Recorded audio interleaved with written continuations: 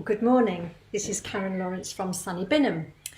Our theme this week are the I am sayings of Jesus. When a famous person dies, we get to read about them in their obituary, and we get to hear the things they've accomplished in their lives. We may get to hear things they've said and done, and we may even get an essence of who that person really was. Well, the four Gospels are like Jesus' obituary. The Gospel of Mark, for example, he focuses very much on what Jesus did. It's an action-packed gospel. And then Matthew and Luke, they add a bit more to that, and they also include a lot of what he said and his teaching.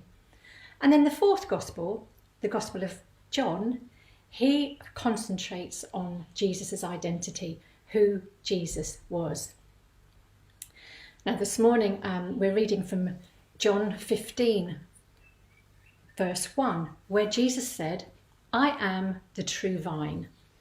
He goes on in verse 5 to say, I am the vine, you are the branches. If a man remains in me and I in him, he will bear much fruit. Apart from me, you can do nothing. Now the Old Testament teaches us that the nation of Israel was God's vineyard. Isaiah chapter 5 verse 7 says, the vineyard of the Lord Almighty is the house of Israel. And it was through this vineyard, it was through Israel that God was going to bring salvation to all the ends of the earth. They were blessed to be a blessing. But unfortunately, they failed, and quite drastically. So when Jesus describes himself as the true vine, he was claiming to be what Israel had failed to be. And now salvation would come through him to all the ends of the world. By the age of 30, I'd come to realise that Christianity was true.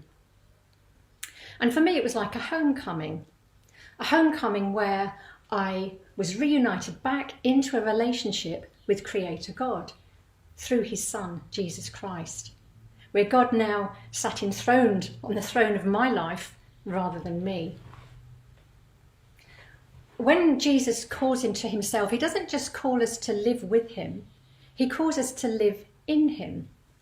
So you could say my new home now was, my new dwelling place was in him, in the true vine. You know, Jesus, he didn't come to make bad people good. He came to make dead people live, and he achieved that all on the cross. And he didn't just come to make us live, he came to give us an abundant life. He came to help us to thrive. An old friend of mine, she lived with her widowed elderly mother for quite a lot of years. And I watched as the relationship between the two women really started to deteriorate. They became resentful to one another and quite bitter. But not long before Marge's 90th birthday, she went to live in a care home. And a few months after that, I met one of her relatives and I said, oh, how's Marge getting on in the care home? And how was her 90th birthday party? And the relative said, Karen, it's a miracle. She's like a 70-year-old. She's thriving. Likewise for us, when we live in the vine, we thrive. And like Marge, we don't add necessarily years to our life, but we add life to our years. And we are expected to bear fruit. We are expected to show signs of that life. I like to think that actually I'm quite a zealous Christian. I love talking about God, and give me an inch and I will take a yard. Sometimes I even wear myself out. Having said that, zeal does not bear fruit. The only thing that guarantees fruit bearing is when we remain in the vine, when we abide in the vine. The dictionary definition of the word abide is to remain, to stay, to continue in, to live, to dwell. So when we remain in the true vine, we cannot but live differently. We don't just act differently, we react differently. Why?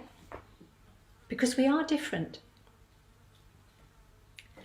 I wonder how we're all reacting to this coronavirus. I wonder what difference it makes remaining in the vine to the way we act and the way we respond to this pandemic. A challenge, I think, for all of us as believers is to stay in the vine, to remain, to dwell, to abide in the true vine.